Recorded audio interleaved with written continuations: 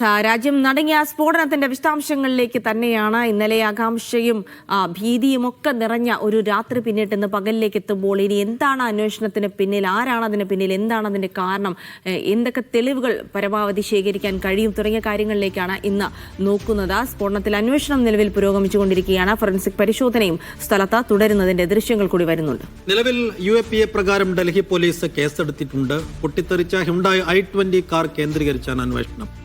Badarpur border വഴിയാണ് car ഡൽഹിയിലേക്ക് കടന്നതെന്ന് police കണ്ടെത്തിയിരിക്കുന്നു. ഡൽഹിയിലെ ഹോട്ടലുകളിൽ പോലീസ് പരിശോധന നടത്തുന്നുണ്ട്. കാറിന്റെ നിലവിലെ ഉടമ പുൽവാമ സ്വദേശി എന്നാണ് റിപ്പോർട്ടുകൾ. അറസ്റ്റിലായ ഇയാളെ കേന്ദ്രീകരിച്ചുള്ള അന്വേഷണവും പുരോഗമിക്കുകയാണ്. കഴിഞ്ഞ ദിവസങ്ങളിൽ അറസ്റ്റിലായ ഡോക്ടർമാരുമായി ഇയാൾക്ക് ബന്ധമുണ്ടോ എന്നും പോലീസ് അന്വേഷിക്കുന്നു. പ്രദേശത്തെ CCTV ദൃശ്യങ്ങൾ പോലീസ് ശേഖരിക്കുന്നു.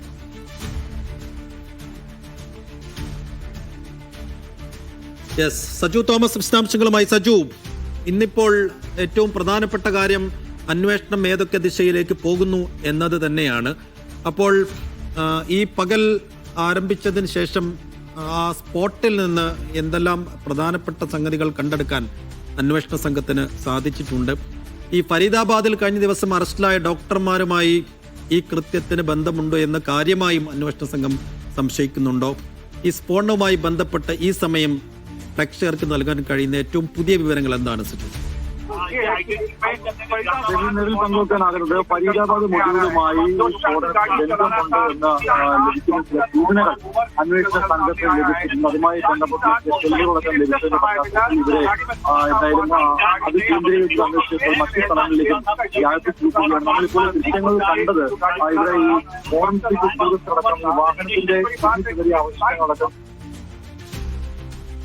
സജുവിലേക്ക് വരാം. ഇപ്പോൾ ഏറ്റവും പുതിയ വിവരങ്ങൾ, കാർ ഡൽഹിയിലേക്ക് കടന്നത് അത് ബദർപൂർ ബോർഡർ വഴിയാണ് തുടങ്ങിയ കാര്യങ്ങളാണ് ഇപ്പോൾ അന്വേഷണ സംഘം പുറത്തുവിടുന്നത്. അത് കേന്ദ്രീകരിച്ച് ഡൽഹിയിലെ ഹോട്ടലുകളൊക്കെ കേന്ദ്രീകരിച്ചുള്ള പോലീസ് പരിശോധനകൾ കൂടി തുടരുന്നുണ്ട് എന്നുള്ള വിവരങ്ങൾ കൂടിയാണ്. ഒപ്പം തന്നെ ചാന്ദിനി ചൌക്ക് മാർക്കറ്റ് ഇന്ന് അടച്ചിടാനുള്ള തീരുമാനം സുരക്ഷ മുൻനിർത്തി, അന്വേഷണത്തിന്റെ തുടരുന്ന പ്രൊസീജിയേഴ്സ് ഒക്കെ മുൻനിർത്തിക്കൊണ്ട് ചാന്ദിനി ചൌക്ക് മാർക്കറ്റ് ഇന്ന് അടച്ചിടും. ചെങ്കോട്ട സ്റ്റേഷന്റെ 1ഉം 4ഉം ഗേറ്റുകൾ ഇന്ന് തുറക്കില്ല എന്നുള്ള വിവരങ്ങൾ കൂടി വരുന്നുണ്ട്. ഡൽഹി ഇപ്പോഴും കടുത്ത നിയന്ത്രണങ്ങളിലാണ്. നേരത്തെ അന്വേഷണം പുരോഗമിക്കുകയാണെന്നാണ് നോർത്ത് DCP രാജ ബന്ദിയ പറഞ്ഞത്. ഈ ഘട്ടത്തിൽ എല്ലാ വിശദാംശങ്ങളും പങ്കിടാൻ കഴിയില്ല, ഒരു നിഗമനത്തിൽ എത്തിക്കഴിഞ്ഞാൽ അറിയിക്കാമെന്നുകൂടി DCP മാധ്യമങ്ങളോട് പ്രതികരിച്ചു.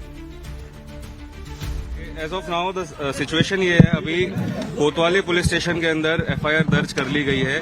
UAPA एक्सप्लोजिव्स एक्ट और BNS के तहत हमने यहाँ पे FIR दर्ज की है. उसके अलावा सीन ऑफ क्राइम आप देख रहे हो, वहाँ पे FSL की टीम्स हैं और NSG की भी टीम है जो पूरे सीन ऑफ क्राइम को और आसपास के सारे एरिया को यहाँ पे एग्जामिन कर रही हैं और जो भी रेलेवेंट एविडेंसेस हैं उनको लिफ्ट किया जा रहा है. एज ऑफ नाउ इन्वेस्टिगेशन चल रही है और अभी कुछ भी कंक्लूसिवली कहना ठीक नहीं होगा. As I told you that it is investigation is ongoing and the facts are unfolding and new things are coming up. So as of now it will be premature to conclude anything. गाड़ी के driver को identify किया गया है, उसकी अभी पहचान अभी सब कुछ चल रहा है. अभी इट इज ऑल ऑनगोइंग. कौन सी एजेंसी इसमें पूरे मामले में जांच में लगी है? बहुत सारी है. ठीक है.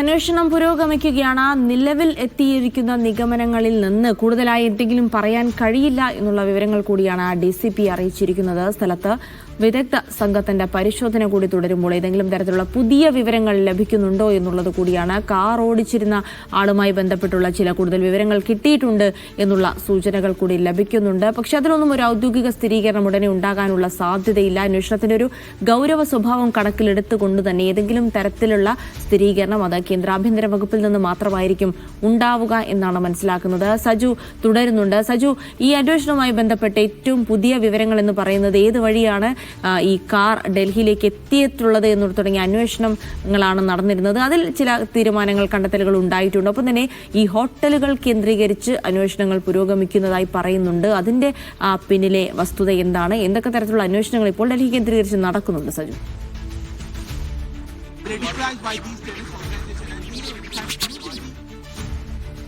DGP രാജ ബാൻഡിയ മാധ്യമങ്ങളെ പ്രതികരിച്ചു. അദ്ദേഹം വ്യക്തമാക്കിയത് അന്വേഷണം പുരോഗമിക്കുകയാണ്. പ്രത്യേകിച്ച് നിയമപ്രകാരമല്ലാത്ത രീതിയിൽ ആയുധങ്ങൾ കൈവശം വെക്കുന്നതിനും സ്ഫോടന വസ്തുക്കൾ കൈവശം വെക്കുന്നതിനുള്ള അതായത് BNS പ്രകാരമുള്ള കേസ് അതോടൊപ്പം തന്നെ ഈ വാഹനം എത്തിയത് പ്രധാനമായിട്ടും ബോർഡർ കടന്നാണ് ഈ വാഹനം I-20 വാഹനം എത്തിയത് എന്നുള്ളത് തന്നെയാണ്.